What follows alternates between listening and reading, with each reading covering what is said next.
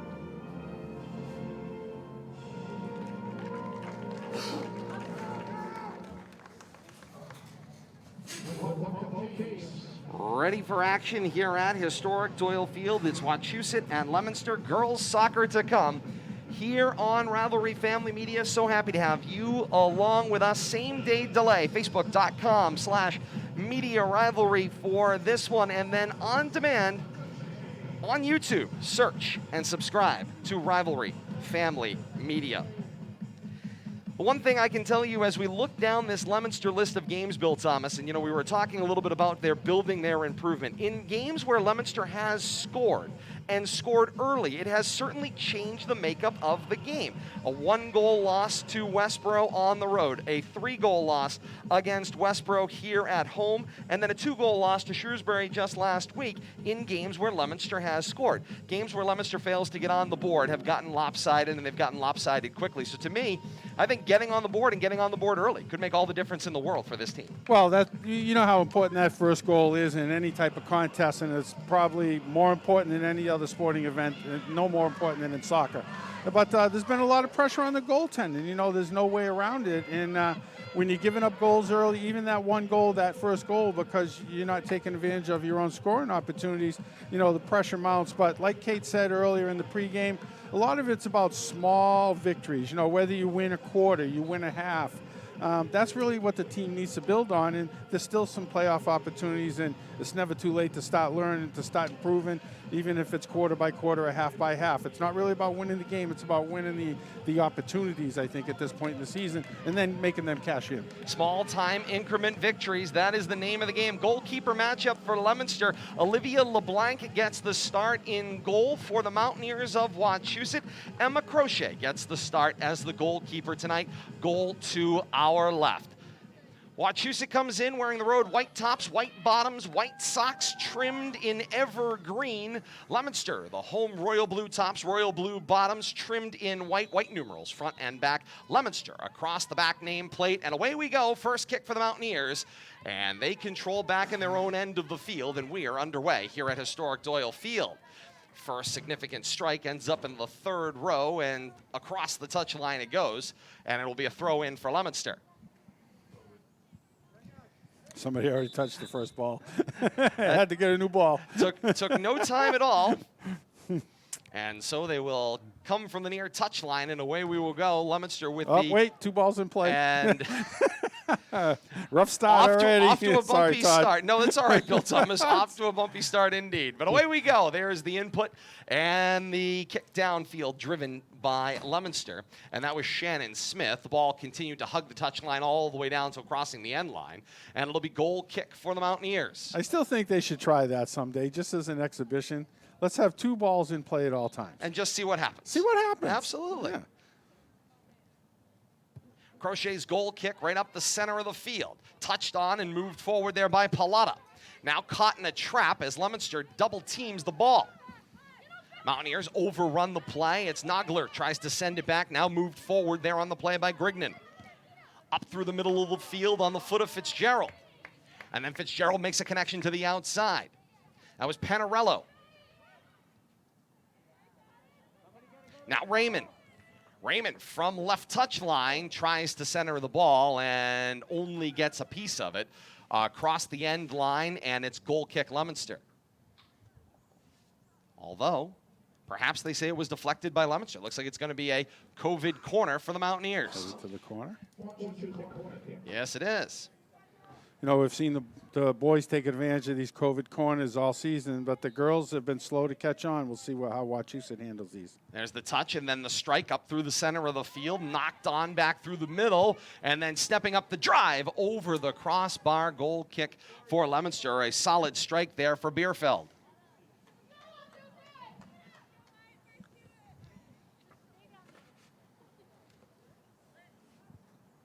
And so LeBlanc will have the goal kick. And it looks like the Blue Devils are going to have it put in play here from the near side. This is Arsenault. Arsenault with the left foot strike up through the middle of the field. Knocked on by a quad, and forward it goes off of Pallotta. Pallotta sends a bounding ball in on LeBlanc, makes the 2-hand grab, and she'll take it up the middle of the field. One thing I can say for LeBlanc, we've watched her become more sure-handed and limited the number of rebounds as the season's progressed. She's gotten much better at that. Solid punt to the midfield stripe. Now a whistle as that one was played with a foot. Official coming in from the sideline. We've got a COVID And it is penalty. a COVID penalty or a COVID foul. And written down on a sheet of paper. Duly noted. And the Mountaineers get the free kick. Bounding ball. This is Godinho. Over to the near side. It gets chipped across the touchline into the bench. And it will be a Mountaineer COVID throw-in. And they're insisting Leominster give them the 10 yards. Kearney will play the ball in on the restart. Well, this becomes the situation because the officiating from game to game is so there's a lot of parity just in the amount of the officiating. And so here you clearly have two officials that want the COVID rules followed to the letter. And so right now some of the athletes that are out there are struggling to adjust to some of the COVID rules because presumably, and I'm making an assumption, some of the other crews may not be as stringent about the rules. So they're having to kind of in the early going here get adjusted to exactly what these officials want relative to the stringent nature of the COVID rules. Leominster will knock the ball down, looking to center there, takes a swing at it, does Troest, and it's the first opportunity for Crochet to make a save. Good takeaway on the forecheck in there on the far side. Created an offensive opportunity. You know, one of the things I've been questioning, just to expand on your interpretation of what you're seeing, Kate. And apparently a kick it over the midfield line. Yeah, so that ball back to Leominster. Can't do that, huh? Okay, I'm not familiar with all those little rules. But what I'm saying is when it comes to the backup, the 10 yards, and do some play, but this is going to take a minute, Todd, but I want to kind of get an explanation from you. That's trouble. I mean, it looks like something might happen here. The right foot swing from Troest, again scooped up by Crochet, and she will kick the ball and try to keep it on her side of midfield. It was knocked on there through the middle of the field by Pallotta, sent right back by Leominster, and Bill Thomas is the team. Girls got two offensive minded. All right, so on this out of bounds play, they make the girls back up. But is it only your own team? Is it only the opposing team that has to get away from you? Or are you allowed to have your own teammates there? We see sometimes there's one teammate, sometimes there's no teammates. Is that being enforced differently, or is it being interpreted differently? Well, we've seen in the boys' game that their teammates are standing directly next to them for those COVID throw-ins. But I mean, we have seen officials interpret things very differently. Right now, I think that they're specifically focusing on the opposition being at least 10 yards away. So, but is that the way the rule's written, or is it just being interpreted? I'm curious on who has to get away. I mean, you know, technically, does everybody, or do you allow the offensive team to have that advantage? Kate has grabbed the soccer COVID packet, and she will advise as we continue on. Stalemate here to about 5 minutes gone by in first quarter action. 0-0, Leominster and Wachusett. Ball from the midfield, scooped up by Crochet, and she'll send it back downfield, Kate. The opposing team has to be 10 yards away from the ball on restart. Just the opposing team. And that one's over midfield again, and the ball back to Leominster. So is this midfield goalie kick something new or something I'm not this season? I mean, so we're getting a third-person interpretation. Mike, why is that? I'm asking from our resident expert. But that's a new rule this year. Mike Griffin, official field manager, clock operator, savant of all things says no ball to the midfield. This is Nogler. Nogler tries to make a connection to the outside for Raymond and can't get to it before it crosses the touchline at midfield. Kate has the official explanation. All right, on restarts, it is a violation for the goalkeeper to kick, punt, drop kick, or throw the ball in the air beyond the midfield line. If the ball does travel in the air beyond the midfield line without touching a player, the resulting restart is an indirect kick for the opposing team from the spot it crossed midfield. And I can say decisively, although again, far from a soccer expert here, Ian Dark, I am not. This is the first night we've seen that officiated. I told you, but clearly they're being stringent, and that's the situation. Because I find it hard to believe we haven't seen a girl kick the ball past the 50 all year. And now all of a sudden that's a rule that's being enforced. I mean, I'm just a little confused. Indeed. Sorry about my lack of rules. No, it's okay. Hey, we're learning on the fly. I guarantee you're not the only one, Bill Thomas. If we've had the thought, I have to assume others have as well. Here's the touch on, and then Pallotta tried to center, and the ball gets deflected over the end line. Was it touched by Leominster? And it looks like it was, and so it'll be a corner kick for the Mountaineers. Be tucked down here into the tight near corner. Hi, friends. Hello there. Hey, Kate. Doing some more research for us? Getting my reading in. Yeah. Pallotta is going to work with Donahue down here in the tight right corner. Donahue knocks it on. Pallotta then faked the kick, sends it right back through the wickets. Leominster defense steps up on it, and it was deflected down, and it will be a goal kick. Nice job by Leominster there. That was Arsenault. Turned it with the left foot, knocked it off of a shin pad and out over the end line. One way to clear your zone. And Arsenault is going to get to put it back in play on the restart from the corner of the box. Sweeping left kick, catches a little air, knocked down there by Nogler. Leominster tries to turn the tide, can't successfully clear the zone, and now tiptoeing through the tulips, it's Grignan. Grignan tries to find a connection, can't do it.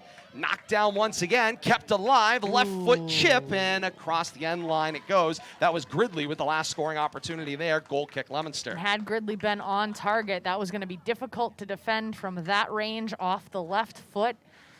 They squeak by there, does Leominster's defense. Arsenault is going to put the ball back in play. This time, sweeping kick with the right foot. It's a low liner, deflected down there by Rodriguez. Mountaineers will turn the tide, try to go backward to move forward. Leominster pinches back, it's Troest. Troest now to Cudahy. Cudahy tries to get the tide moving down the left side of the field. She'll chip it forward, can't run it down. And across the touchline, it'll be a Leominster throw. Cudahy, you can see that right knee heavily braced. And it seemed like she just didn't have that last gear she wanted when she wanted to go out and get the ball. That happens to me all the time. No doubt. Rodriguez, back to Godinho, through the middle of the field. That happens to me getting out of bed in the morning. We all know how those braces tend to slow you down. Indeed. Leominster keeps it in along the midfield only momentarily before they try to find a connection to the Mountaineers. It was Gridley who was the lead pass, and she let it go by. I think she might have been on an offside spot. Across the touch line, ball back to Leominster. Leominster looking for an inbound opportunity. Godinho rips it off a shin, back across the touch line. Leominster throw. Once again, looking across the pitch here, pretty close 10 yards is what I'm seeing on the defense on that side of the field. So the enforcement level depends on the side of the field you're throwing is on. Could be. We'll have to follow that. Knocked down by Troest, looking for Cudahy, and turned away by the Mountaineers. I will say, though, this is the crispest, the most crisp and kind of like official officiating crew at the girls level that we've seen this year. So I am not knocking anything going on right now out there for this game. Ball chipped out of play there. Nice job by Leominster to knock down the break. It was Femino McNamara that got back on defense and cleared the spot. Substitution coming in here for the Mountaineers at the stoppage. Bierfeld returns to play. I think actually, Kate, beyond just the crispness of the officiating, I think it's been the crispness of the action flowing up and down the field. And I think you could back me up, Todd. Sometimes as an official, you kind of lay the law down the first 5 minutes of the game, and it makes things go a little smoother, too, sometimes. Sometimes preventative management can make all the details needed. Proactive. Be proactive in getting involved in the game. Nice connection there, moving forward. This is Fitzgerald. Cross the box in front of the goal mouth, and it's long over the end line. Fitzgerald needed just a little help from one of her teammates in white to be able to get that last touch to go into the goal, but a nice job by Leominster's defense to stick with that one and make sure that did not trickle into the goal. It was deflected off of a Blue Devil, so it's a corner kick for the Mountaineers. Grignan gets the chip on. Back through the wickets of the defender, and then a whistle. And a change of possession. And a change of possession. Free kick, Leominster. The hand went straight up, so I presume that was a COVID penalty. Or an offside. Or an offside position, potentially. Hard when the signals are exactly the same. I can't see the corner of the field. That one was knocked on initially by LeBlanc. LeBlanc then set up and through the middle of the field. By everybody. Yes, it did, and Leominster had an opportunity to race down after it. Nice job by Cudahy to stay off the ball. Cross the touch line. It's a throw-in for Leominster. I'm trying to reason that that violation for the ball going beyond midfield as to why that would be a problem, and I haven't been able to reason one out yet. Excellent point. Back up through the middle of the field. This one knocked down by the Blue Devils and Kelly. Mountaineers will steer the action away, and back and forth we go. 13 minutes gone by here in the first quarter, down to the 7-minute mark and counting, and LeBlanc will get her opportunity as the ball gets sent back to her to rip it up the middle of the field. 0-0 our score. Wachusett and Leominster. And Kate, you know, we were talking about the small victories before the game got started, and right now Leominster in contention here through the first 2 time chunks, if you will, of this first quarter of play. I know we still have 6:45 remaining here in the first quarter, but as you said, Leominster right now doing a great job and playing up to their competition right now in the early going in this one. And so it's been kind of a very nice thing to see. They're not getting behind in the early going, so they're not having to chase right off the bat. You're not seeing that tension. They're playing with a lot of fluidity, and they're doing a lot of communicating out there. And shot ripped from the side. Caught the support post of the football goal post. Nice ricochet. But it was, wide of the net left. Goal kick, Leominster. But overall, it's been really nice to see the ladies of Leominster out there doing a nice job. And this has been, so far, the most enjoyable game. And I know it's very early on. Most enjoyable game. They're doing a really nice job out there thus far. Arsenault sends it up the middle of the field on the restart. Leominster try to work a little give and go, try to get by the initial Wachusett picket fence, couldn't do it. And now the Mountaineers will turn the tide back downfield. It's Nogler. Nogler along the left touchline, looks to make a connection to center. It's Fitzgerald. Fitzgerald knocked down and across the end line as they run out of field, and looks like we had a goal kick. Substitution coming in, and is the signal goal kick? Goal kick? Yep, it is a goal kick for Leominster. Nice catch, Bill Thomas. The girls turning around and walking upfield kind of gave it away. Power of observation. Berglund We're checks a back in. perceptive bunch up here with headsets on. She'll spell Fitzgerald. I hate to reveal my tricks sometimes. But, 5 minutes, 15 Oh, there's seconds a nice left. shoulder by 23 A for little heavy Wachusett. shoulder That's action by Grignan. We haven't seen a lot of that in the girls' game, and you kind of see we've been seeing trends happen at the boys' game, and then they start to trickle into the girls' game throughout the season. And the boys have been so effective with that shoulder action, and they've been able to elevate themselves and use it kind of as a substitution for the header. We haven't seen a lot of that at a girls' game, and so it's nice to see Grignan there for Wachusett be able to come out with that shoulder action to be able to deflect that ball where she wants it to go in lieu of the header. Nogler, stop start, now the center, finds her way to Grignan.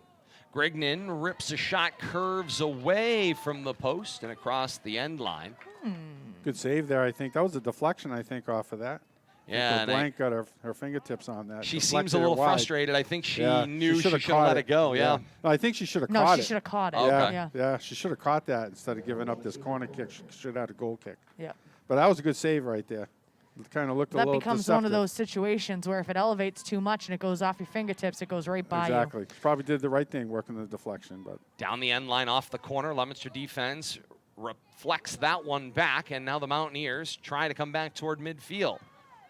Leominster doing a nice job in their defensive end to try to limit those scoring opportunities for Wachusett.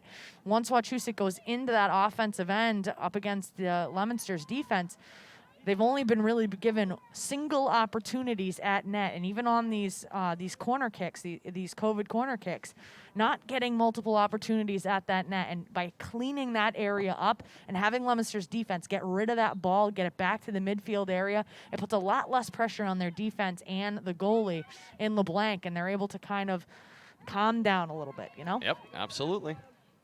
Down to 3:18 and counting left here in the first quarter of action. Whistle, and the signal is going to be a free kick for the Mountaineers.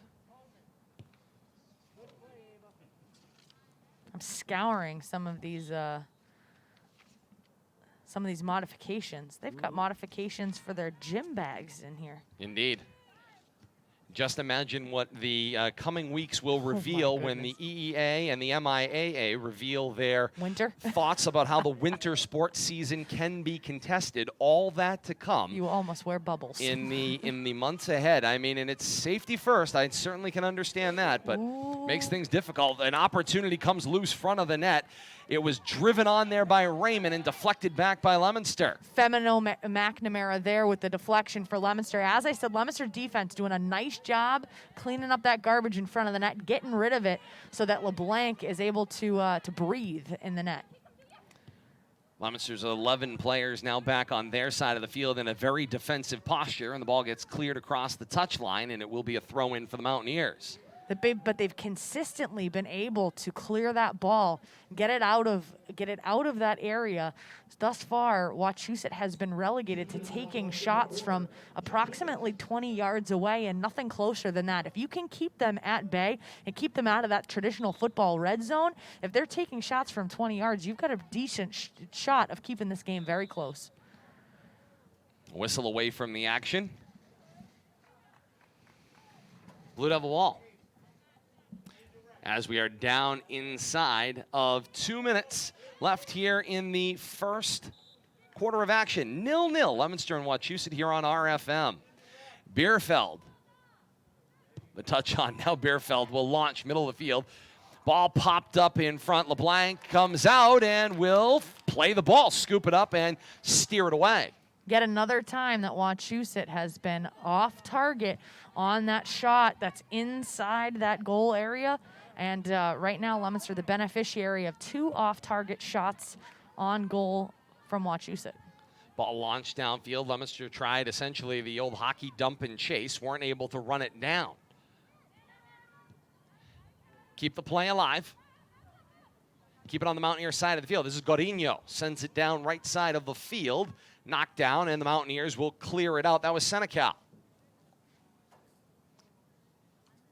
Inside that final 2 minutes of the first quarter, 0-0 the score, and they'll need a fresh ball over on the far side of the field. Touched it with her That hands. one will need to be sprayed. I didn't catch it on camera. Does it mean it really happened? Nobody saw it. That seems to be the way they're going with this. Okay. I think it was optical illusion, guys. Perhaps she never quite picked it up with her Correct, hands. correct. Ball moved on. We're both wrong. And They cleared changed- they downfield by the changed Mountaineers. Indeed. And this one chipped out of play. I'm going to keep That my was mouth Kelly. shut this time. They had one hidden. They got them hidden everywhere. I was going to They say they do. are 8 of them scattered around the field here. So it eight doesn't out, surprise me. and there's the whistles to indicate the end of the first quarter. Through 1 quarter of play here at Doyle Field, the score, Wachusett 0 and Leominster 0, and what has been a game featuring great fluidity up and down the field. What does the second quarter have in store? You stay with us to find out. Second quarter when we come back. This is Girls Soccer on RFM.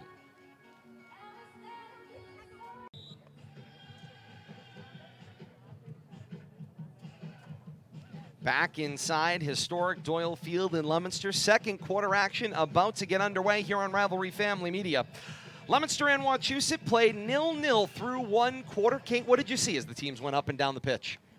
I saw a pretty impressive effort by the Leominster Lady Blue Devils. When you have a situation where your season isn't going the way that you hoped, as the waning games come to a head, you can very easily get discouraged and just kind of like give up and go through the motions. We're not seeing that at all from any of these Lady Blue Devils, which is a really great thing in my estimation.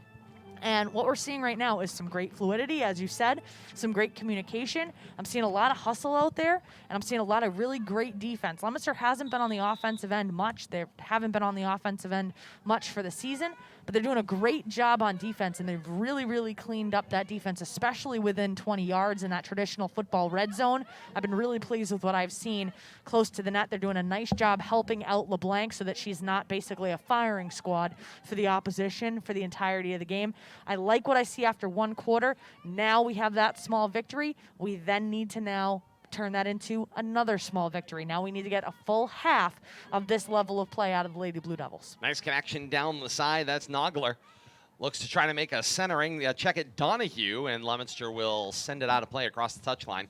It'll be a COVID throw-in for the Mountaineers. You know, Leominster had the opening kick, Bill Thomas, and hasn't gone better than that here in the second quarter. you make a good point, though, Kate. Small victories, that first quarter win, I would say. Chalk that up in the win column for Leominster Lady Blue Devils. I try to make a good point every now and again. It doesn't. It's rare. Now, positive self-talk. That's what we're working on here. Well, it's either I bash myself or I go at you, and we know how much you don't like Yeah, that. I was going to say, that's That's never good. that never works out on a broadcast. Grignon over to the near side. Connection through Carney. Carney back through the middle of the field. Connection over to the near side. Find Donahue. I'm learning, right? It's a start. Falling down on the play. It was Nogler. Gnarly tried to feed the outside. Donahue raced to the corner, and corner kick for the Mountaineers. About 90 seconds gone by here in the second quarter. Still a 0-0 tie, Leominster and Wachusett here on RFM. Girls a little confused here about what kind of kick they're working on. Yeah, Mountaineers trying to make a decision on what they want to do to put the ball in play. They all look the same. They finally. It's just a kick. I mean, whether it's in the corner or now on the Bill sideline, Thomas. it's all Now, the same. far be it from me to be the Michelangelo to paint this observation. picture. The person on the left that time played the ball in, and the person on the right ripped it down the line, as opposed to the person on the right playing it to the person on the left, and them trying to play the ball in through the middle. They just did it opposite then. What that's proof of, Bill Thomas, They don't is care. that I am actually learning something. My powers of observation have not escaped me. This is Kelly. Kelly goes back to the back line, tries to move it forward. Puts it up to Nogler. Nice footwork. Yeah, Nogler will bounce it to the outside. Carney down right side of the field, and it will outrace everybody. And so it will be a Leominster goal kick. Arsenault has been the backstop, putting the ball back into play. And she's going to set this up from the corner of the box for that left sweeping kick. Full body effort up through the middle of the field. Knocked down there by Biancasa. And then Biancasa has her pocket picked by Grignon. And Grignon sends it back to the back line, and the Mountaineers' Carney will now steer it along the right touch line. Sends it back to Kelly. Kelly decides this is not the side of the field to play, and they'll try to turn the tide from the other angle. Angle turned up through the middle of the field by Potter. Potter now for Kelly. And then stepping in to strip it away was Smith, who will steer it out across the touch line here. It'll be a throw-in for the Mountaineers.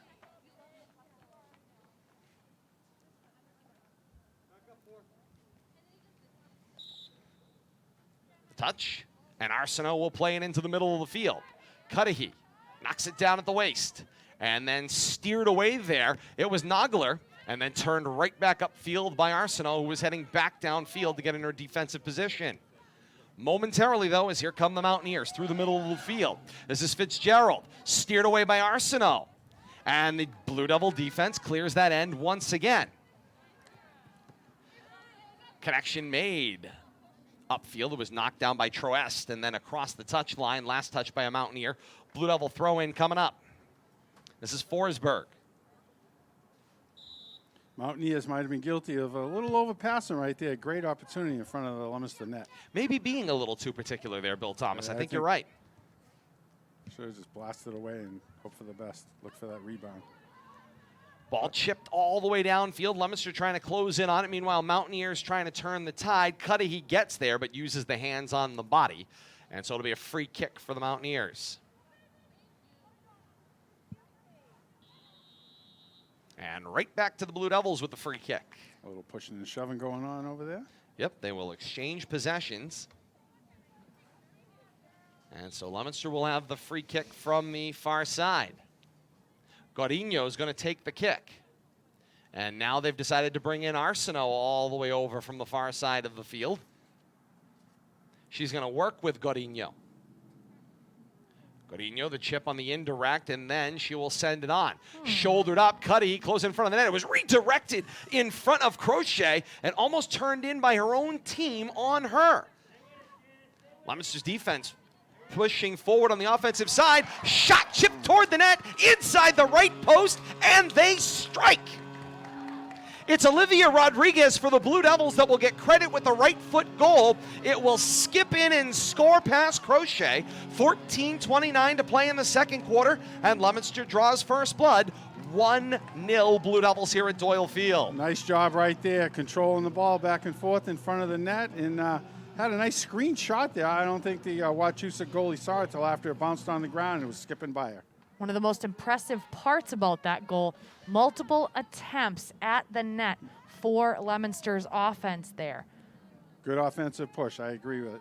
And that's what it takes. Sometimes you gotta stay on it, and you get that opportunity, turned out not to look like the best shot, but a screen and a nice skip in the corner. And we had the conversation early in the broadcast just how important it would be for the Blue Devils to get on the board early. It has made such a difference in their games when you look at the end results. And they're on the board first tonight, 1-0 their lead. Ball across the touchline. It'll go back to Leominster. The trick right now is not to have a letdown. I think, you know, and that's been, I think, one of the problems that we've seen in the girls' games when they have been able to score, that they've given that goal up, and it takes the momentum, any kind of momentum away that they had by creating a close game, you know, at the time, and sometimes that can be demoralizing in itself. But having a lead for Leominster has been something that has been at a premium. I'm not sure that they have played with the lead this season, or if they have, it's only been once, maybe twice at most.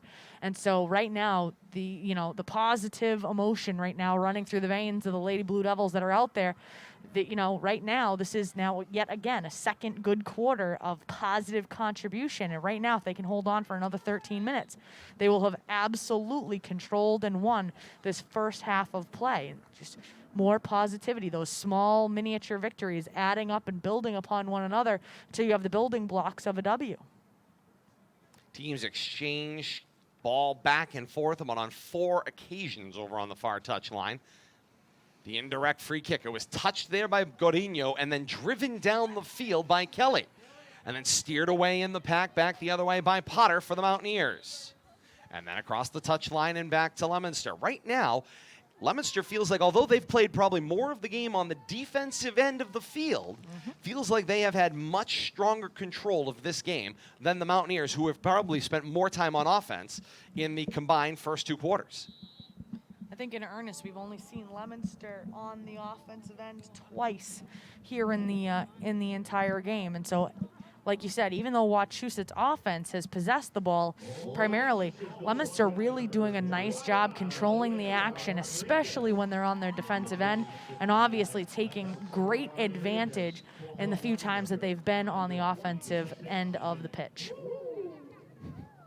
Dick Tucker, public address announcer here at historic Doyle Field, in his 42nd year, announces the goal to the crowd. Limited, of course, by this COVID scenario, and we're glad to have you with us here on RFM, a part of our family, for a couple of hours on this evening. Bringing you this when we welcome our fans from Wachusett Regional, joining us perhaps for the first time. Happy to have you with us through this situation. Of course, unfortunate you couldn't be here on site tonight, but we're glad we've got the broadcast for you. Ball knocked down, deflected by Arsenal, deflected back toward the Blue Devils off of Kearney. And now sweeping the leg is Forsberg. Forsberg threads the needle, finds its way upfield. Will make a connection for Troest, who tries to connect back through. It was knocked down there by Potter and then raced across the touchline. Long distance whistle there and perhaps a card. There was some serious contact along the near touchline. If not, it looks like no. Free kick for Leominster. Good job by the Blue Devils there. You were making a point, Kate, about lack of offensive opportunities by the Blue Devils, especially in this second quarter, but I think they've done a good job of controlling the midfield. And other than that one overpassing offensive opportunity that Todd and I talked about, I don't think Wachusett's had a push-up field here in the second quarter. So Blue Devils doing a good job between the 20s. Forsberg sent the throw in to the middle of the box. It was battled for in the scrum and popped out going the other way in control of the Mountaineers. This is Kelly. Kelly chipped on, crossed the touchline, ball back to Leominster. Been impressed thus far with the Wachusett Mountaineers. One of the things you can see that they are very adept at communication. A lot of talking out there between teammates about positioning and where somebody is and where they're going to be. That'll be a handball call. That was played with a wing by Kelly and knocked down, ball back to Leominster. A lot of meat on that wing, right? Yes, Come indeed. on, boom. It's all shoulder. Yep. Full line change coming up here for the Mountaineers at the next opportunity. Take a quick peek at him here on the sideline. As they get set to go in. Yes. Arsenault is going to put the ball in play. And Arsenault sweeps the left leg into the middle of the pack. Knocked down, ball pops up. Might have got a forehead, but down it stays in the possession of Nogler. This is Gridley. Action steered back downfield, trying to run it down, now pushed over to the near side. Troest giving chase, Carney there with her, and they say the last touch was by Carney, and so it'll be a Leominster throw from the near touchline. Under 10 minutes to play here in the second quarter. Leominster with the 1-0 lead. Forsberg sets up Arsenal, looking for Cudahy, middle of the field. Turned away by the Mountaineers, and now the run out. It was deflected down and slowed the action enough by Femino McNamara for the ball to get steered across the near touchline. Nice defensive play. She was seemingly a little bit hesitant because she didn't want to end up in a header situation. Finally got it on the back of her shoulder, and the ball kind of rolled out the near side. Last touch by a Mountaineer, and it's a Leominster throw. Stalemate through the middle of the field. Knocked down by Grignan. Grignan with some fancy footwork, moves it through the middle of the field, finds a connection with Fitzgerald. Tipped on there by Gridley. And then kept in along the touchline. Leominster actually might have made contact with it. That's going to end up being a Mountaineer throw. Yes, indeed. And over the boards comes a seemingly full line change. Not quite a full 11, but a lot, as you'll see a fleet out. I think 5 in, 6. Yeah, six close. On, 6 off. Yes, that's what it is. So about a half a line change, if you will. And the ball back to Leominster right off the inbound. Mountaineers lost the handle on it along the touchline. And so Leominster will get the throw in. Under 8 to play here in the second quarter, and Leominster with the 1-0 lead.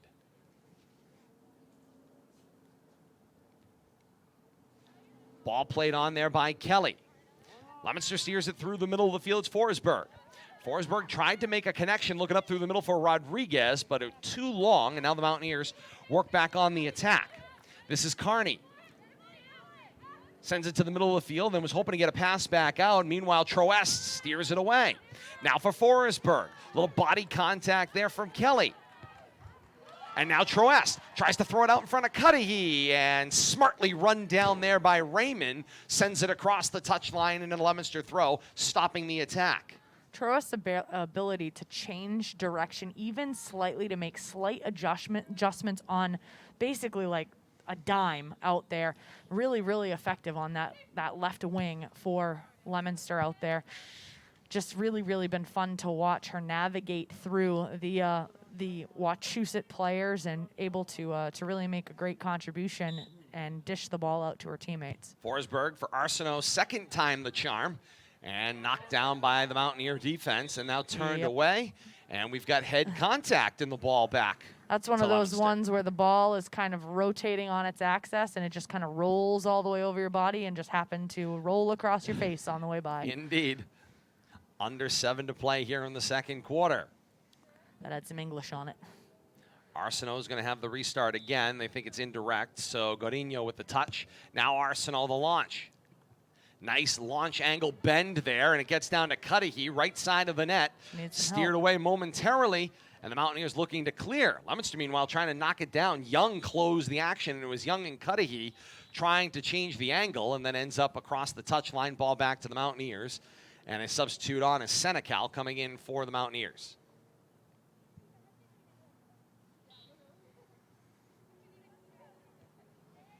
In play from the left side of the field. Mountaineers working the ball. It's like Pizziconi.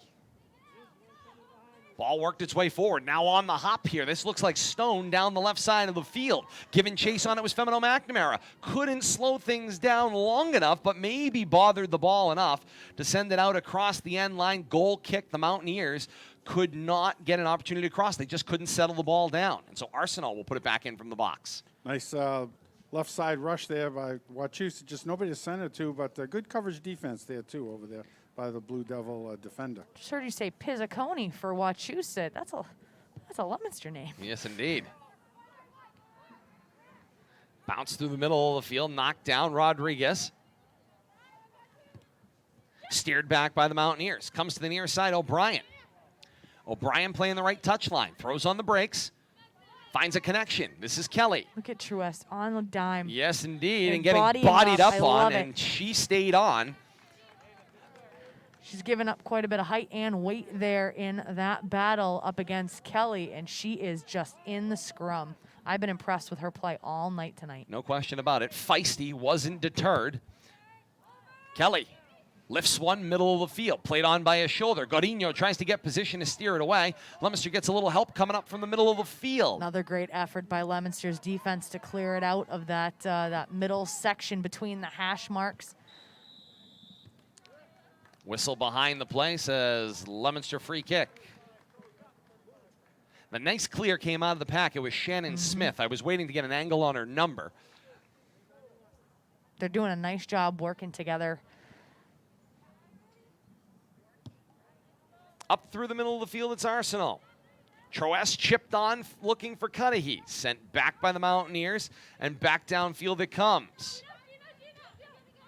Little ping pong action there. Arsenal sends it back to one side and then back and back again. And now the Mountaineers look for a connection. Leominster's defense crossing in on the play and flying over a foot they go. And the ball back to Leominster. Nice job defensively. That was Femino McNamara. Femino McNamara giving up her body in order to clear that ball because the Wachusett player, I believe it was Stone, she had a clear look at LeBlanc. Had Femino McNamara not given up her body in that situation. So well done by, again, the Leominster defense doing a great job protecting LeBlanc and protecting that net in the defensive end.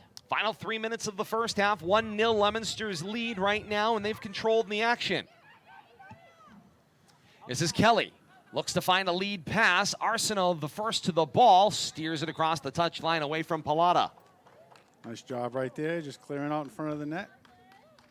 It's one thing the Lady Blue Devils have done very well tonight is limit the extra pass inside the box and cut down on the Wachusett offensive opportunities. Do good job clearing the front of the net in front of the goalkeeper. And this Wachusett team, no slouch. They have been incredibly impressive out there on the pitch. Ball sent on net. LeBlanc got a little bit of a tough jump on it. Benefited from the ball being steered wide off the foot of Pallotta. A little careless inbounds play there, too, playing to the middle of the field. Gave Wachusett that offensive opportunity. You don't want to have something happen here as the first half's closing out after playing such a strong first 40 minutes. Arsenal sends it up midfield. Knocked down by Pizziconi. Comes on the near side, knocked down by Forsberg. Inside of the final 2 minutes here of the first half. And the ball sent out across the touchline. Looked like it was off the foot of the Mountaineers, so the ball back to Leominster. You know, the one thing that I think has impressed me thus far here as we are inside of this final 2 minutes of this first half of action is how much more Leominster's symphony seems to be playing together, where they seem like there's a real connection with what they're doing, as opposed to seemingly disparate instruments that were playing slightly different songs, or at the very least, different times. Well, we've talked about that quite a bit in the boys' game because sometimes, on occasion, when you have these athletes that might be incredibly good on their own, you're seeing a lot of individual effort. We see it a lot in the boys' game with Leominster this year, and we do see it occasionally here on the girls' side as well. And like you said, that although the individual effort is clearly there and the individual contributions clearly there, like you said, it's much more symphonic tonight. The communication is there, the teamwork is there, and it's not just in the defensive end. We're seeing it at midfield, just like Billy had mentioned, and we're also now seeing it on the offensive end. So you have, you know, offense, defense, and special teams essentially all working in consort with one another, and that's where that symphonic harmony happens. When you get to go and get firing on all cylinders, that's when good things happen as a team, and tonight that's what we're seeing out of these Lady Blue Devils in the early going. Again, we got to have these mini victories. We've gotten one quarter that we've had in the books, and we called it a victory. We got less than 2 minutes for another one here coming up. If they can hold on to it, then you got to put another two together. In stoppage time here, winding toward halftime. Mountaineers content with it here at the midfield. Diamond-shaped connections as they go back and forth. This is Kelly. Comes to the near side, O'Brien. Knocked up through the middle of the field. Femino McNamara sends it back. Troest trying to get through a wall. And Troest, with a little bit of a forearm there, is going to draw the whistle. And it'll be free kick for the Mountaineers. And that is the end of stoppage time. Halftime here at historic Doyle Field in the score. Leominster 1 and Wachusett nothing. And Bill Thomas, you heard Kate and I talking about the symphony that we've seen thus far. But right now, the coaches Hool have got to be pleased with the way their Pops are playing. Well, you know, we talked about small victories. I think shutting Wachusett out for a half is a big victory. And, you know, you look at some of their wins. They got a 6-goal win, a 5-goal win. Even in a couple of their losses, they were scoring goals in those losses. So they're a goal-scoring machine when it comes to you know, a soccer team that some other teams have trouble, you know, following up on.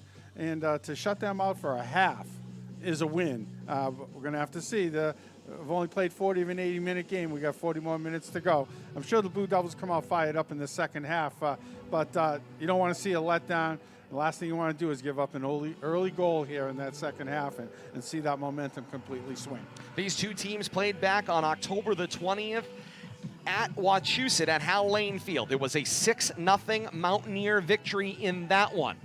One half of play in the second meeting of these two teams through one half here at Doyle Field to close out the regular season. Leominster 1, Mountaineers 0. Second half action when we come back. This is Girls Soccer on Rivalry Family Media.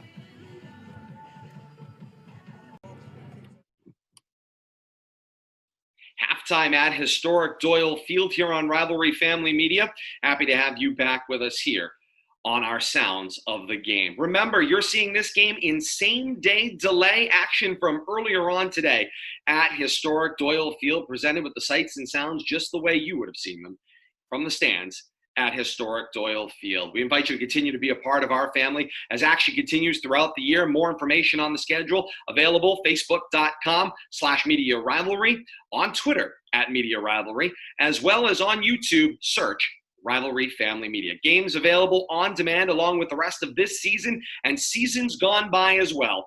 Any of the action here on Rivalry Family Media can be found at your leisure on demand on YouTube. We'll get you back out to second half action as we continue here on Rivalry Family Media.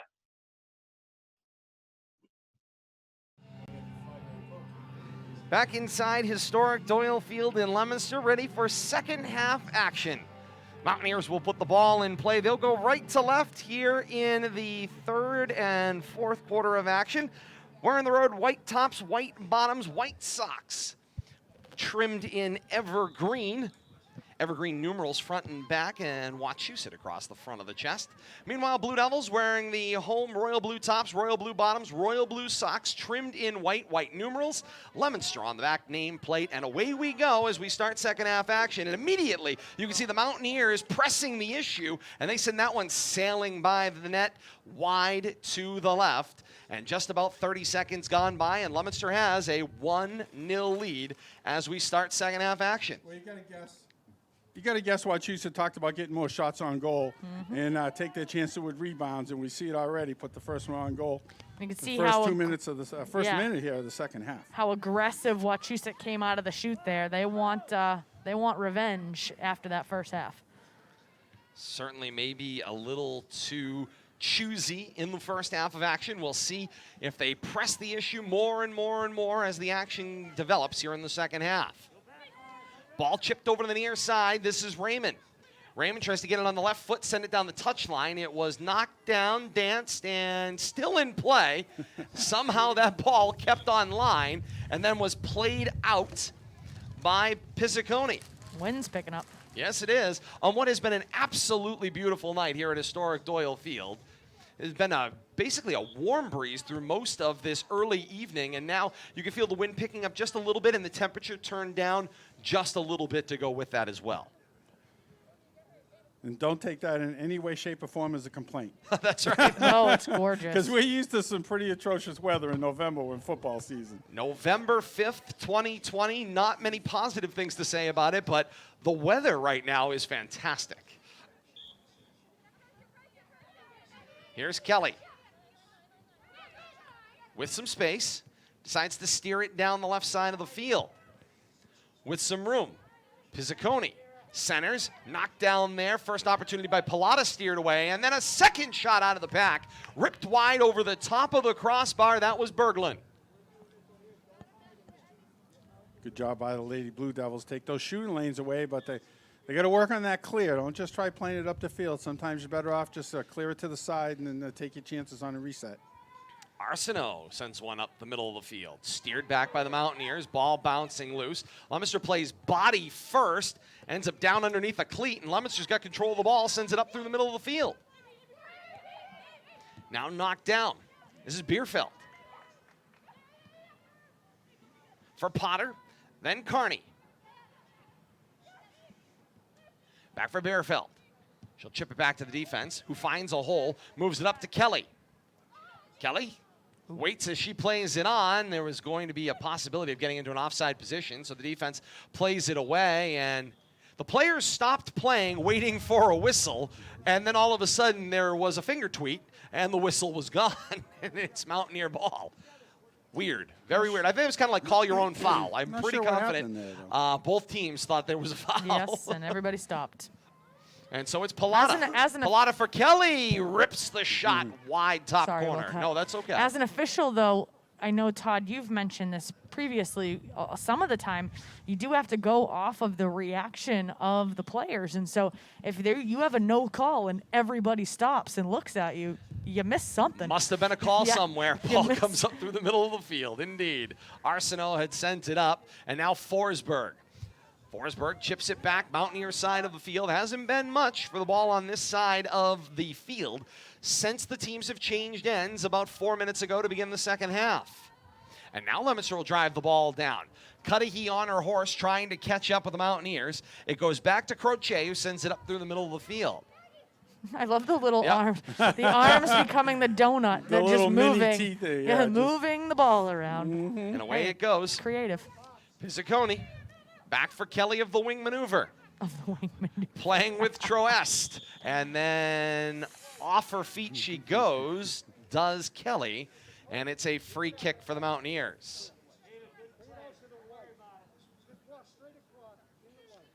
And so the officials are going to reset the ball, change the angle, and Kelly will play the indirect over into the possession of Bierfeld. Then back to Kelly. Thread the needle down toward the box. Leominster's defense steers it back away across the touchline, and another Mountaineer throw and a quick restart.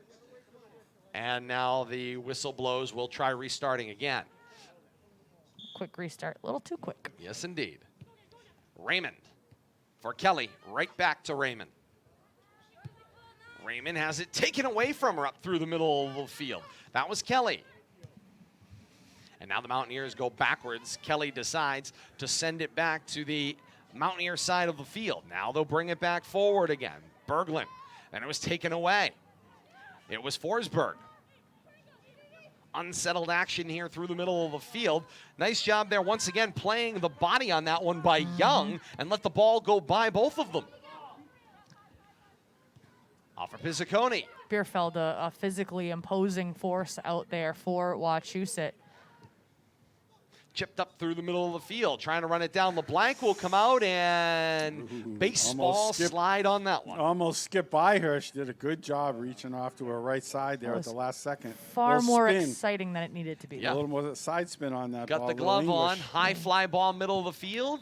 There's the whistle. There's the whistle. At least we could anticipate it. All right, so Bill Thomas down at halftime. I went down and spoke to the refs during halftime and discussed that particular call. It's strictly a COVID call for this year, because they think they can avoid the girls from grouping up at the 50, and there was no debating it. Other than give the MIAA a call. Well, whether they grouped up at the 45 or the 40, apparently the 50 is the make or break line when it comes to having the girls. Bill Thomas, and it's not just a girl rule; it's a boy and girl rule. It's soccer. And we haven't seen it called all year, but we've seen it 3 times. But Bill Thomas, you've run into the classic blunder here. You asked an official what the origin or the reason for the rule is. They are not the legislative branch. They don't write the laws. They are the executive branch. They enforce them. I know, and I worked under that system for 35 years, and about half of the rules I enforced I didn't agree with. So why would you ask why? And the explanation was it's a rule. Because I said so. And that is, and you've just covered officiating. The classic. Absolutely. You missed your calling as a correction. I highly doubt it. Ball chipped across the touchline and It's a back to the classic Mountaineers blunder, go Bill to ball. Thomas. But the best line was when I questioned him about it, and I told him. It was a very animated probably conversation. Oh, it was. by the I way. got We could tell nervous. the difference. No, but it was, I pointed out you're an official, and, I gave him, I complimented him about the closeness of the game and calling it close and then lightening up, and we joked about it, but he, Ball sent on net, center mass, reeled in there by LeBlanc. when I did mention, we've seen probably that play at least 100 times, and we've only seen it called in this game, and he goes, and we've called it twice. Yep. Maybe you haven't had good officials. I at this agree. point. They've And been I'm like, fabulous. I can't debate it. They've been I fabulous, agreed these with him. guys right I here. agreed with him. And I walked away laughing about it, Good. so didn't he. But it was We've a been good very exchange. complimentary of Good this exchange. crew. Yes, without a We doubt. call it, we call it like we see it. And I think the officials know that from our basketball and football. Hey, it is what it is. So we have a whole nother group of officials that will Right, disdain they're not us. used to us. Right. We're going to break More these guys people in. burning our name in effigy. Exactly. All right, back to the game. I just gotta thought lo- it was an interesting. Gotta love RFM. exchange. Yes, I like that. It was a little musical interlude here as to we the go back action. to action. A lot of action. This is Pilata for Pizziconi. Way to get Steered rid of away that. toward the corner and across Good the touchline. Good time to It'll be a get throw-in. back to the action right there. Good Good job by you the doing Blue a Devils. nice job there on defense to flush that one out of the pocket on defense there. Bounded down, popped up in front of the box. If a Mountaineer gets a foot on it, that's trouble, and somehow it got steered harmlessly away to the left side of the field, and Leominster's able to send it up the touchline, force the Mountaineers to regroup. How they got that out of the box there and it didn't go in the goal, I have no idea. Yeah, I agree. I was Lot of looking right bodies there. back at the goal, and it had squirted out. I expect to see the net fluttering. Wachusett doing a nice job, though, in this third quarter. They've been on that offensive end quite a bit. They are being very aggressive on offense, really trying to push and press in order to get the equalizer here in the third quarter. Because right now, Leominster not used to leading in these games. Inside out, offside the call, and it'll be Blue Devil ball. I think the Blue Devils doing a good job with their challenges too, in playing smart soccer on the defensive end in front of the goalie and doing what they need to do to protect the goalie and cut down on offensive opportunities by Wachusett. Indirect, so Arsenal gets the touch so that she can launch it up the line. It's Kelly. And the Mountaineers will keep it in through the middle of the field. This is Pilata. Back out to Pizziconi. Halfway through this third quarter, 1-0 Leominster's lone goal from the second quarter stands up thus far. With the room, the shot found a way through the bodies, but wide of the post right. Goal kick for Leominster. I think Wachusett might have been guilty of a little overpassing there. They had an opportunity. And Arsenault will put the ball back in play for Leominster. The sweep kick with the left leg, send it up the left side of the field. This one's knocked down. It looks like Forsberg. No, it was Rodriguez. Connection made through the middle of the field. Steered back this time by Raymond. And now over to the near side with body position. It was Young, and Young was being closely marked. And Pizziconi got her arms up on the back of Young, and so it will be Leominster ball. Guarino with the touch. Now the close, and in the side door comes Stone to deflect it to the official table. And this is Kelly. Kelly chips it up the touchline. Young steered it, and then Pizziconi picked it.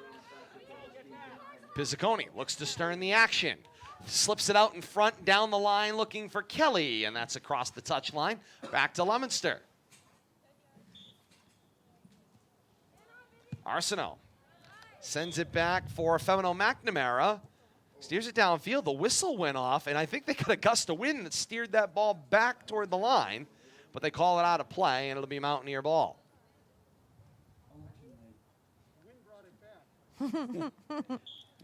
Indeed. Curved that one right back into play. Ball steered middle of the field. Beerfeld's shot comes in on net and scooped up on the play by LeBlanc. Good job right there. Fighting the wind. You can see the curve in that ball, the hook. Nice job by LeBlanc to stay with that, get it on the short hop. And LeBlanc benefited there, although it did have a tough curve on it to get in front of. It wasn't coming out of a pack. She had good angle to see the ball the whole time. You know, and pretty much every soccer shot has some type of spin on it. Left spin, right spin, and Bend it like you got to Beckham, read baby. that. You got to read it. Bend it like Beckham. And they'll get a fresh ball. That's a terribly guilty pleasure movie to watch.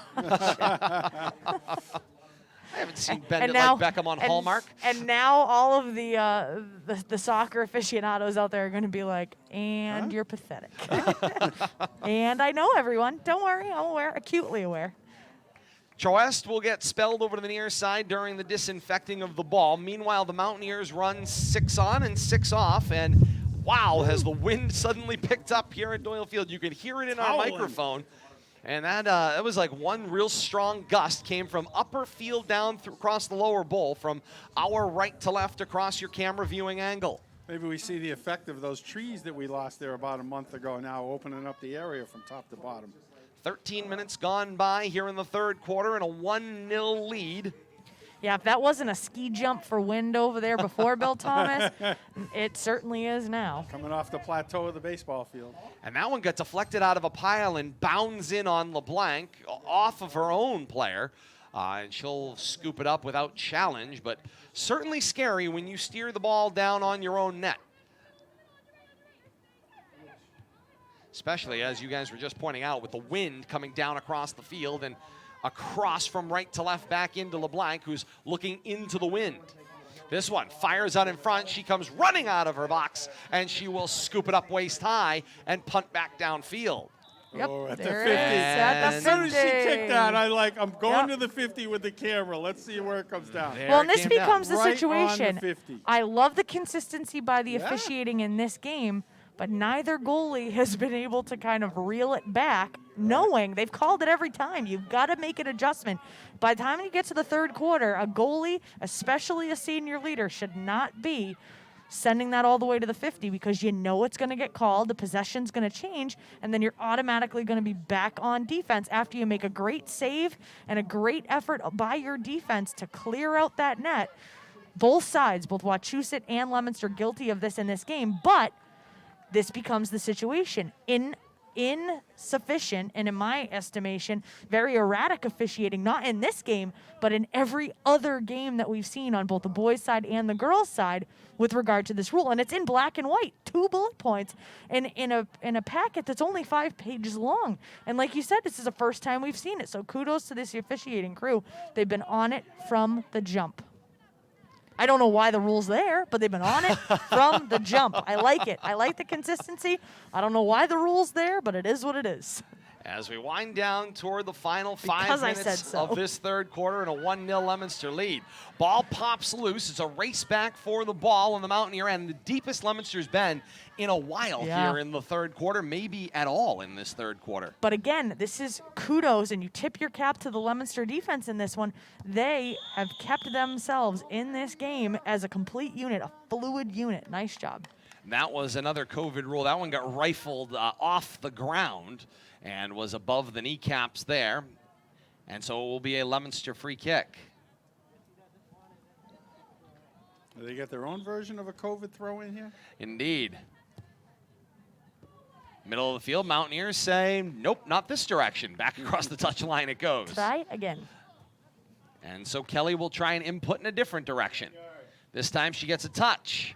Lifts it a little this time. Back through the wickets in front of the box. Nobody on the left post for Leominster. And well out of position there was Croce with nobody to cover her back. Mass confusion. Mass confusion. It was indeed, and an unsettled situation that the Mountaineers get out of there. Badly misplayed by the Wachusett goalie, but unfortunately the Lady Blue Devil forwards couldn't take advantage of Well, and that. that's one of those situations where you have to continue that offensive charge. You can't just hold back because the ball isn't on your side of the field. You got to make sure that you are cleaning that up when you have the opportunity to. It sure looked like the goalie was going to make the play there. The anticipation that she's not, usually it's not there. You've got to want that ball. Godinho for Young. Young tried to turn the play, lifted the ball, and smacked right into Grignon. And so it'll be a Leominster free kick. Created a handball there, I think. Yes, it did. It did.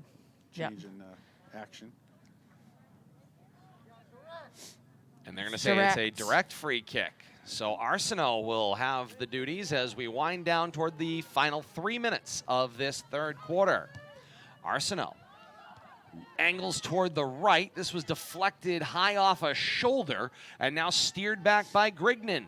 Fancy footwork out there for the Wachusett D. And deflected down and out of play by Forsberg. She had last touch, so it'll be Mountaineer throw.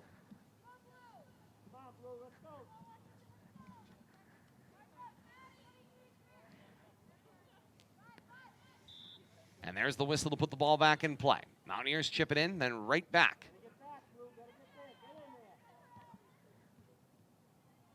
Deflected down. Forsberg, I think, had the last touch. Everybody kind of gave up on the ball. I think they knew they had lost it over the touchline. And so it is Wachusett play. They'll put it back in. Nice job boxing out, creating some space. Tried to sweep it back upfield, did Kelly, and it looked like an elbow played there, and back the other way the ball goes. It'll be Leominster ball. Had the wing spread a little too wide there, trying to protect the territory. Leominster double teaming Kelly in that instance and able to come away with possession of the ball. Under 2 minutes here in the third quarter. Godinho plays it up for Arsenault, who sends it downfield, if only for a moment. And now Leominster will steer it back on their own. Femino McNamara sends it back up middle of the field. Knocked down by the Mountaineers. Turned and played to the near side. Kept in play, coming over to the near side. This is Raymond. Raymond steers it up through the middle of the field. Now bouncing back, it was deflected down by O'Malley. And turned back once again by Grignan. Grignan looks out toward the wing, can't make a connection, rolling toward the corner, and it will escape over the end line. Looks like it was last touched by the Mountaineers. Should be Blue Devil kick. Get a goal kick here as the third quarter is winding down.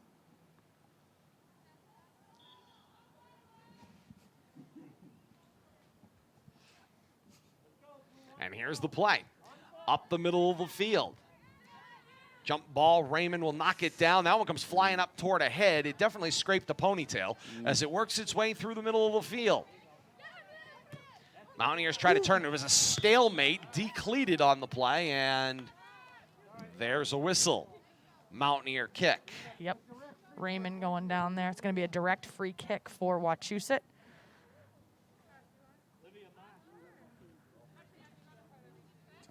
Yeah, definitely got to be in the waning seconds here of the third quarter. Yeah, Wachusett's going to need to show a sense of urgency here. Raymond that one downfield. That one got off the top of a head, and the ball's going back to Leominster. Yeah. She seems surprised by that call, though, which I'm a little bit surprised by her surprise. 8 games into this regular season, you shouldn't be surprised by that one. That one, yeah. But, I mean, hey, sell it, right? You got to try to sell it. Indeed. And there's Leominster put the ball back in play. And 3 quarters in the books here in historic Doyle Field with the score. Leominster 1, Mountaineers nothing through 3 quarters. The all-important 4th and final quarter when we come back. This is RFM.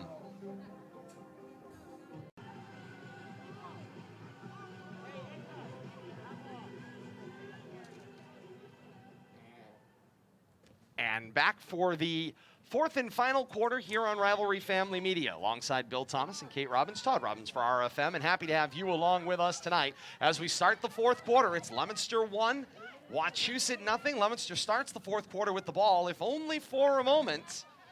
And back the other way it goes. Mountaineers with control.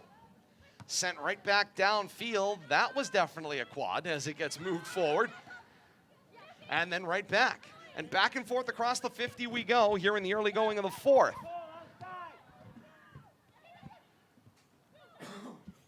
Played forward, now back out to the edge by Stone. Wachusett pedal to the metal right now on that offensive end. You can feel all the way through that third quarter how much they want to try to get the equalizer in this one. And right now, same thing. They are pressing hard and aggressive, trying to get that goal to equalize it.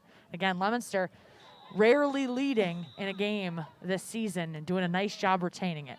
But down goes... That's Forsberg. Forsberg. Yeah, and a bit over-aggressive. The official saying, settle down, settle down. I think it was just two players charging. I mean, there's two athletes charging the ball. Can't blame them for that. And unfortunately, they arrived at the ball at the same time, and somebody, as the irresistible force meets the immovable object, sometimes there's somebody that goes down, yes. Back up through the middle of the field. Leominster falling back on defense. Arsenault trying to steer the angle. They'll check it, Femino McNamara, and she'll send it back up the middle of the field. Out of the air comes Bierfeld, and then she'll get it right back. Reloads and chipped it down farther out of the reach of Kelly. And then sent back downfield it goes. Right now, Leominster's defense content just to shovel that ball out of the defensive end and into midfield. You're going to have to get back to what we saw in that first and second quarter, some of that fluidity where you could see that purposeful and perpetual motion from the defense into that midfield to get it into your forwards and be able to make something happen. Right now, because Wachusett is so aggressive on offense, Leominster's defense is content just to get rid of the ball, get it out of that defensive end, and live to fight another minute trying to retain this lead with 17:44 to go in the game. Garino chips it up through the middle of the field, and then Arsenault drives it down. And the Mountaineers will swipe, and they're on the attack. Here's Pizziconi. Tries to make a connection down the left side of the field for Pallotta. Pallotta tries to steer to center. Defense tries to turn it away. Femino McNamara moved the body in order to do it. And Leominster's defense chips it farther back down the middle of the field. Out over to the wing. Leominster tries to clear it out. That was Young. Bierfeld keeps it in. Bierfeld to Kelly. Kelly makes a connection for Pallotta.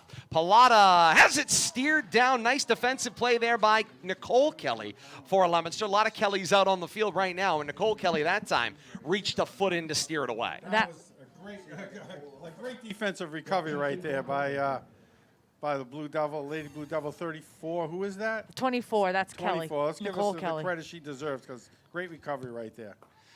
The COVID corner gets to the middle of the box. Godinho knocks it out of the air, tries to move it forward.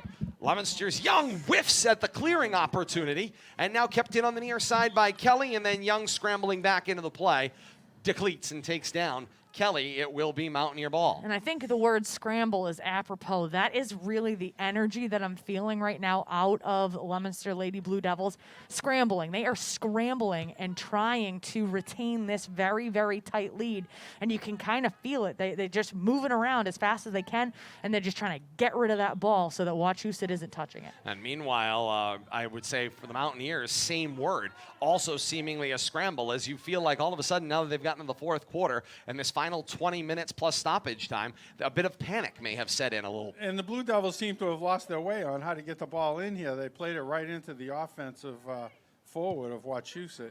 And maybe don't quite have the 10 feet that they are required, or 10 yards, I should say. A little bit of entry right there. Shot from Pallotta's right foot, wide of the left post, across the end line, goal kick. One of the things to take note on that previous restart, number 4 for Leominster, Leticia Godinho gets cleated by number 22 from Wachusett, Jillian Stone, and she certainly took exception to the physical contact on that previous restart. So if you take a look, number 4 right now out there for Leominster, limping around, and she's been an integral part of the defense out there. And right now, she is trying to retain her edge. There hasn't been a lot of substitution by the Lady Blue Devils tonight either. They've been going pretty much with the front 10 with 1 or 2 subs, but it's been pretty much a consistent 10 on the pitch tonight for the Lady Blue. Bodies flying everywhere, and now the whistle comes as the ball headed toward the touchline, and it will be Leominster ball. And Bill Thomas, you bring up an interesting point. We have seen Wachusett make wholesale changes throughout the 3 quarters that we've seen, and as you said, very few substitution on Leominster's side of the pitch. So then that becomes the question, do they have the legs necessary to be able to get through the next 14 and a half minutes, or are they going to end up giving just a little bit of an edge on offense to Wachusett, and is that going to become a problem? Well, one of the things I'm seeing is not the offensive runs and pushes that we saw in the first half, which could be some fatigue setting in. We'll have to see if they can maintain at least their defensive posture here in the fourth quarter. Leominster had restarted, then got whistled down. Then it looked like the Mountaineers were getting the ball. Then it got whistled again, and Leominster had the restart. Away we went, nonetheless. Yeah, sometimes you change your mind. That's right. And Femino McNamara playing the back line, chips it back toward the middle of the field, leaning the shoulder in his Bierfeld to push it into the Mountaineer end. Leominster boy. tries to steer it down. Loose ball comes to the box. Full-on body slide. That's danger. And LeBlanc will scramble to reel it in. You know, one of the things that we talked about earlier, you can't play those clears across in front of your own net. If you gotta kick it out of bounds, you kick it out of bounds. That's the priority, is clearing it from in front of your net, not to it. Young Ole through the middle of the field. Connection down. This is Kelly. Kelly looks for Pizziconi on the left wing. Great give it go right there, just couldn't make the connection. And then the whistle. Looks like contact there, Mountaineer ball. Yeah, still in play. We'll play the yellow line down there. So. That may have been a situation not allowed to put your hands on the opposition in this instance. So once those hands go onto the body, it becomes a problem. Yeah, displacement, if you will, from a basketball term. Sweep to the middle, front of the box, connection at the post. Back of the net. It's a Mountaineer goal. Couldn't tell if that came in the side door of the net or got by LeBlanc to the middle of the net, and she rifles the ball in frustration back up toward the midfield. That's the equalizer at 12:58 to play in the fourth quarter. We're knotted at 1. Trying to see, I think that goal might have came off a knee, a deflection off a knee, or some type of foot. I'm going to have to wait for the official word getting called in because I did not catch a number. It came out of the pile. And the official score is 11 for the Mountaineers. Emily O'Brien gets credit for the goal and draws this game even in the final 13 minutes of the fourth quarter. And all of a sudden, everybody has an urgency. And now we see what Leominster's made out of here now that things are tied up. Incredibly close game going on here. Evenly matched on both sides so far tonight. But Leominster has been on the defensive for the entirety of the second half. Can they make some magic happen in the offensive end here in the fourth quarter? Shipped long and downfield as Kelly pinched up from the back line, tried to launch it down toward the box, and it's just too strong and too long. Goal kick for the Mountaineers. Well, for the most part, the entirety of the fourth quarter, Leominster's been in a shell, just playing defense. Now they're going to have to find a way to open it up. Yep, they're going to have to open it up, and you're hoping that Croce, for the keeper for Wachusett, is cold enough that if you get down there and have an offensive opportunity, you can sneak another one by her.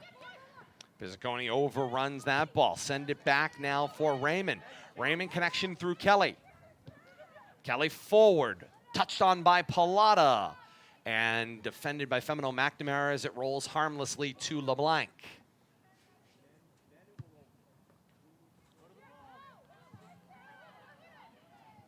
LeBlanc will launch it on a couple of bounces back toward midfield. It will make it back to the Mountaineer end, and Croce will send it back upfield.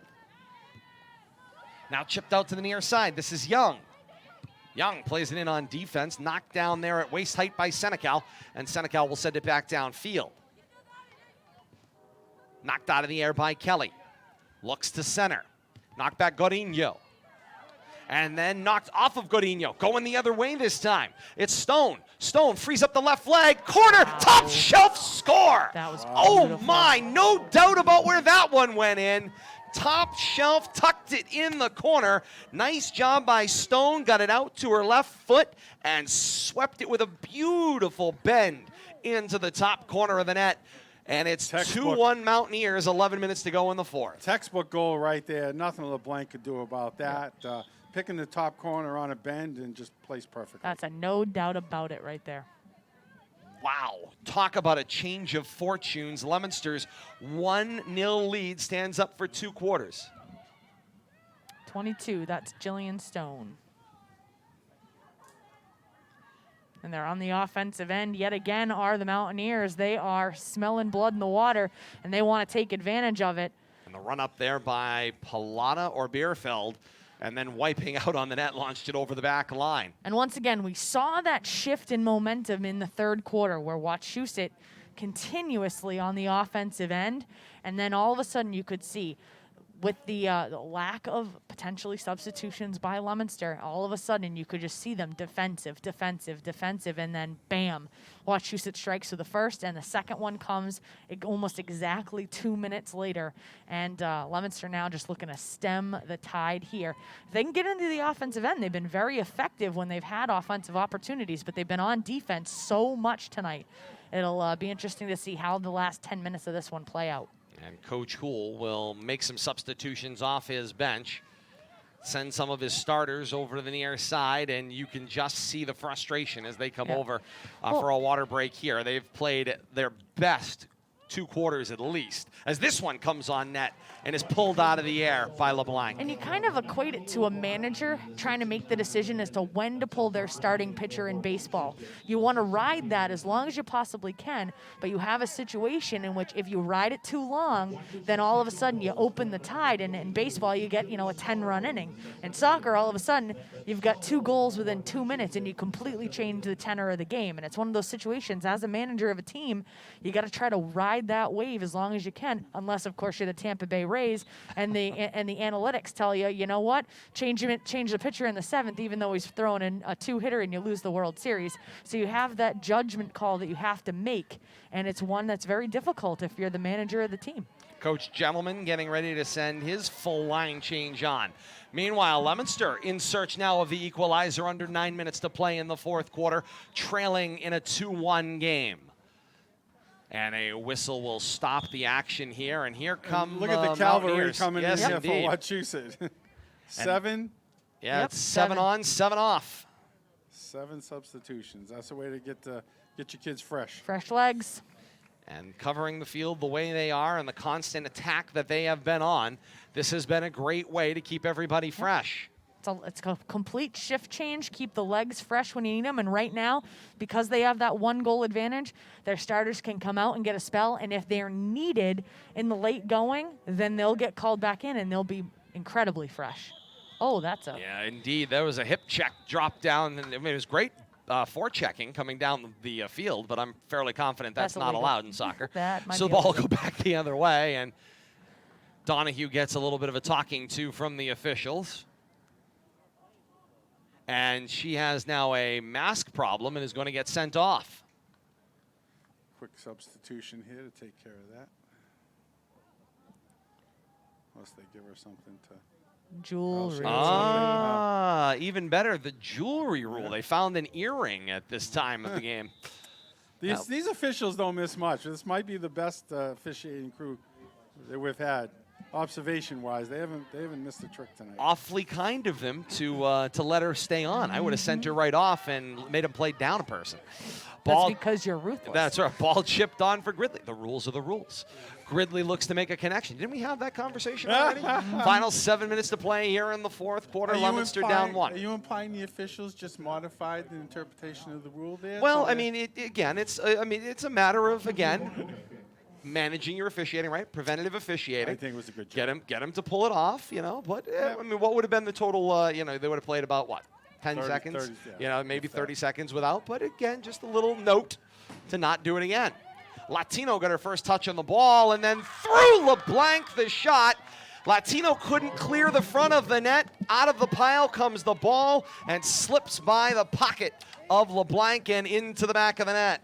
That was one of those short hops that just got under her lunge to her left side there. Couldn't get down there quick enough on the skip. Just out past her outreached arms. I think the dam has broken. And we've seen Leominster go into an offensive shell and Wachusett just come out completely opposite here in the second half, especially the 4th quarter. And it's paid off for them with 3 quick goals here as time's winding down in the 4th. But I think it's an energy level. Wachusett's energy level has been probably twice as high here in that second half, and it could be from the substitution, the mass substitutions we've been seeing by Wachusett.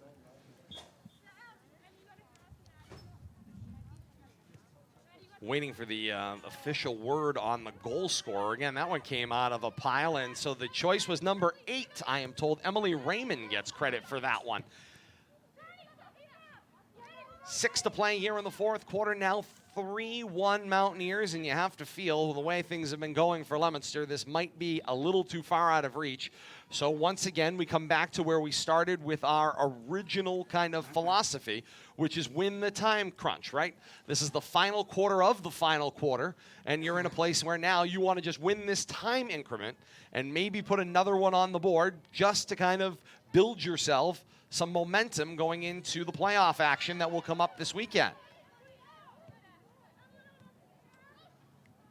Young, steered down by the goal scorer, Raymond. Center of the field, Grignan. Grignan makes a connection to Pallotta. back and forth, and now the Mountaineers are content. You can see they've taken their foot way off the accelerator, trying to make a connection there through the middle of the field. Leominster's defense couldn't steer it away initially, and then finally across the touchline as we wind down toward the final 5 minutes of the fourth quarter in a 3-1 Wachusett lead. Not to take anything away from Leominster, this has been an incredibly hard-fought game by these ladies, and it's been what we have considered, at least I'll speak for you guys, I hope you don't mind, it's been the best game that we've seen these ladies play on the home pitch here at Doyle Field. And even though they're not going to be victorious, this really was an almost total game effort where, you know, they were in control of a great portion of this game. And so one of the things that you always look for in a season is improvement. And you can tell kind of the how things are going with the improvement of the squad across the course of a season. And we have seen improvement by these young ladies for the Leominster Blue Devils. And the competition that they're going up against in this cohort is nothing to yawn at. These are incredibly successful and incredibly impressive opponents that they're playing, and as the season has gone on, the margin of victory for their opposition has gotten smaller and smaller, and Leominster's doing a lot more in the way of offensive production and having a total team and total game effort. And so kudos to them. I tip my cap to both sides. That was Carbo who chipped it out over the near touchline. Final 4 minutes of the fourth quarter. 3-1 Wachusett's lead over Leominster. And the Mountaineers, while they have now fallen back into more of a slower pace once again, kind of reminiscent of the first half, just trying to steer the time down and take this one in for a landing. Ball will go back to Leominster across the touchline. We mentioned Leominster's playoff situation. So playoffs beginning in all of the Fall 1 sports over the next week. 5 teams in this Pod 8 action. And for girls soccer, Leominster will finish in the 5th position. The 4-5 in each of the pods will play essentially a play-in game into a semifinal and then final to win the pod. So Leominster, the 5, will travel to the 4-seed Shrewsbury Saturday, November the 8th. That's this Saturday. A 6 o'clock first kick for that one in playoff action here in girls soccer in pod number 8. Winner of this game, the 4-5 game between Shrewsbury and Leominster, would get the top seed, a position that is still being decided as they jockey here over the last few games of action here in the waning games of this Fall 1 regular season. Action coming up here on RFM on Saturday. We've got field hockey here at historic Doyle Field. We'll have same-day delay on that action. Coming up, the game 2:30 in the afternoon on Saturday. We'll have the same-day delay coverage for you coming later that same night at 9 o'clock. This game action on same-day delay as well. This one from earlier today, now facebook.com/media rivalry for our same-day delay coverage here of Leominster and Wachusett. Game available on demand on Rivalry Family Media. Out on YouTube, search Rivalry Family Media and subscribe today as we are under 2 minutes to play here in the fourth quarter in a 3-1 Mountaineer lead. And it's all over but the final few moments here of this one, Bill Thomas. Yeah, I mean, Lady Blue Devils played a good game, a crisp game tonight, but I think they lost their legs here as the second half wound down, and we saw those 3 quick goals. It's going to turn out to be the difference tonight, but don't take anything away from the way the Blue Devils played, and I think this bodes well for the playoffs. That 4-5 game should be very interesting, and we'll see how it turns out. Back and forth goes the ball here as Leominster winds things down. That was De La Rosa getting a first touch on the ball tonight. To the back line, the ball goes for the Mountaineers. This is Berglund along the right touch line. Leominster tries to step in there. That was Godinho. Could only slow them up momentarily. Fitzgerald now. A race to the end line, long. And it's a goal kick for Leominster. You know, you can almost see the Lady Blue Devils, their aggressiveness, especially on the defensive end, the challenges just they've been a step slow here in that second half, and I think that's made the difference. And once again, I think the substitution pattern or the lack thereof could be a factor here. It could have been Arsenal the way the game played down. played down off of Pallotta. Final 30 seconds of this one.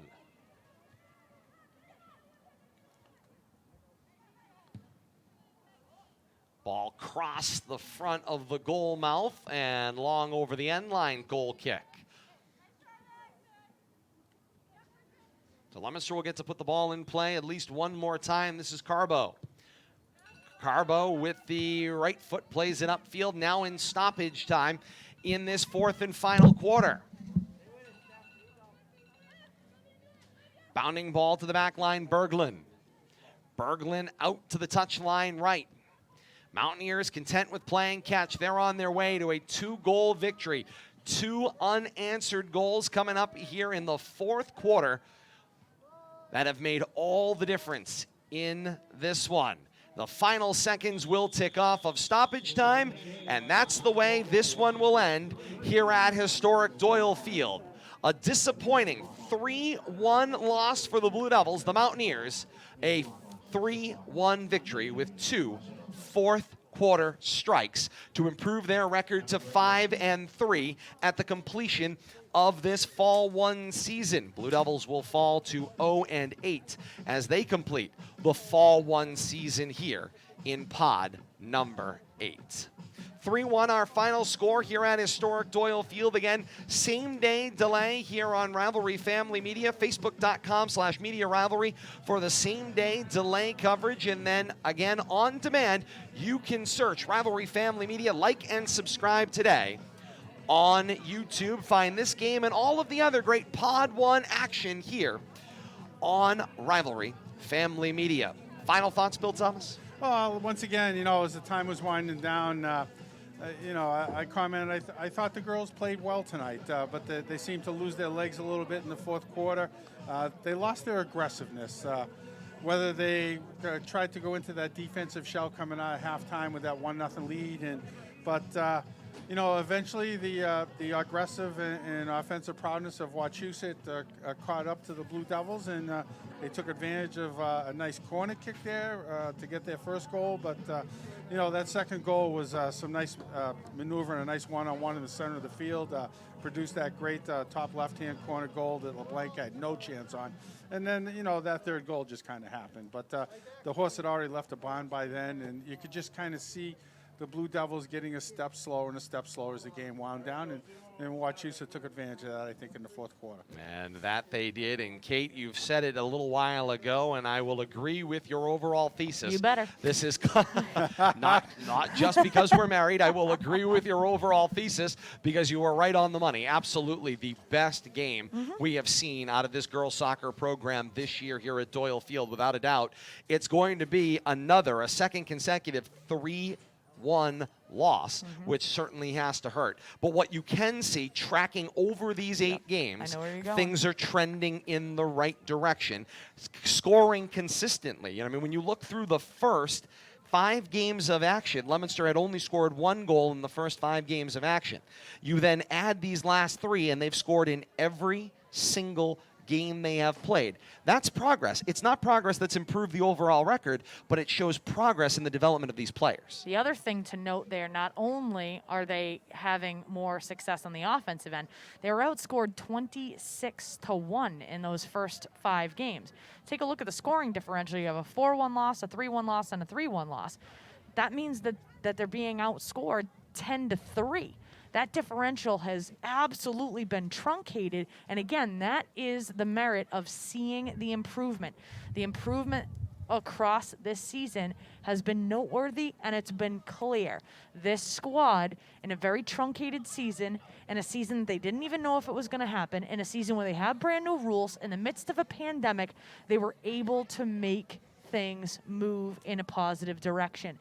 And last year, I know we didn't cover the games, but we know that last season, very much shades of what you're seeing at the beginning of this season, not how the season is ending. And so kudos to the coaching staff and to the young ladies out there on the pitch, making things move in a positive direction so that they're ending the season playing the best soccer that they have been all season long. And they'll be tested as they go into this play-in, playoff game on Saturday, November the 11th, 6 o'clock first kick, game out at Shrewsbury. The 4-5 matchup, Shrewsbury and Leominster Girls Soccer play-in playoff Saturday, November the 7th, and Shrewsbury Media will have that one for you streaming out online. You can search Leominster Athletics on Twitter for more information on that coverage. And our next action comes up here on Rivalry Family Media, as mentioned. Coming up, it is Leominster Shrewsbury, but it's field hockey, final regular season for those two squads. And Bill Thomas, we've been talking about it right along, just how exciting the field hockey games have been. I'm looking forward to more broadcasts of field hockey right here from Doyle Field. End the regular season with Shrewsbury on Saturday, which should be an exciting game. And then it's Leominster Westboro in a playoff game coming up on Monday at 6 o'clock. Both games we'll have right here on RFM. I'm really looking forward to the game on Saturday. You know, that's a double. The first there was the snow out, then the rain out. But not being all that knowledgeable about field hockey coming into the season, I didn't have any girls. I had no interest in the field hockey side of sports in high school. I've been very entertained by what we've been seeing. It's a great game. You know, I know there's been talk about the reduced number of players on the field and how it's changed the game from 10 offensive players down to 6. But I'm enjoying what I'm seeing, and it's very entertaining. And you know, if you haven't come out to a girls' field hockey game, you might be missing some of the most fun sports, as far as the entertainment level that you can get, at the high school level. We're used to the glamour sports, the basketball, the football, but being introduced to the field hockey, seeing some of the soccer, and, we did golf, seeing these other sports, it's really, expanded my mind on the high school level. And some of these underreported sports that we're getting to enjoy to broadcast and just to see for the first time, for the most part, has really opened my mind to the level of high school sports and what else goes on besides those glamour games. That's all you hear about is the basketball, the football, sometimes the baseball, but everything else gets pushed into the background seasonally. But I'm really enjoying what we're seeing. I'm really looking forward to the field hockey game on Saturday, then the playoffs coming up. That might be the most entertaining playoff group of cohorts that we're going to follow, because I think the Leominster field hockey team has a solid chance going forward. And we look forward to seeing where that develops. And to Bill Thomas's point of getting the opportunity to expand the coverage here, that's been one of the great goals in the advent of Rivalry Family Media. So happy to have the opportunity to do that and bring these games to you. Facebook.com/Media Rivalry, out on Twitter @Media Rivalry, and then search it up, like, and subscribe on YouTube. Search Rivalry Family Media for that. We thank all of you so very much for being a part of our family this evening. Once again, here from historic Doyle Field. For Bill Thomas and Kate Robbins, once again, our final score: Wachusett 3 and Leominster 1. More action to come here on Rivalry Family Media. I am Todd Robbins. Until next time, so long, everybody.